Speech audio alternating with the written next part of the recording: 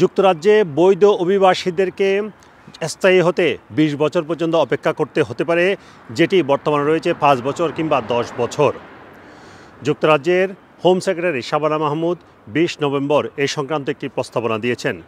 এই প্রস্তাবে বলা হয়েছে ২০২১ সালের পর যারা যুক্তরাজ্যে এসেছেন সেরকম প্রায় ১৬ লাখ ইমিগ্রেন্টকে ৫ বছর নয় ১০ বছর অপেক্ষা করতে হবে আইএলআর পেতে, অর্থাৎ যুক্তরাজ্যে স্থায়ী হওয়ার আবেদন করতে।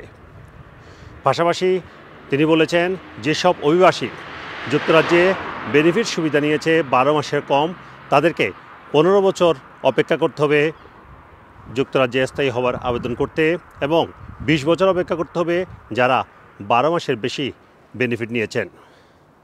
এছাড়া তিনি আরও প্রস্তাব করেছেন, যারা ব্রেক্সিট পরবর্তী সময়ে যুক্তরাজ্যে হেলথ ও সোশ্যাল কেয়ার ভিসায় এসেছেন তাদেরকে যুক্তরাজ্যে স্থায়ী হওয়ার আবেদন করতে ১৫ বছর অপেক্ষা করতে হবে, যেটি বর্তমানে রয়েছে ৫ বছর।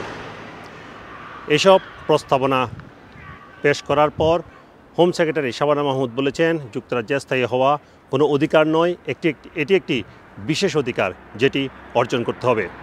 তবে এসব প্রস্তাব নিয়ে আগামী বছর ১২ ফেব্রুয়ারি পর্যন্ত পর্যালোচনা করা হবে, মতামত নেওয়া হবে এবং তারপরে সরকার চূড়ান্ত সিদ্ধান্ত নেবে।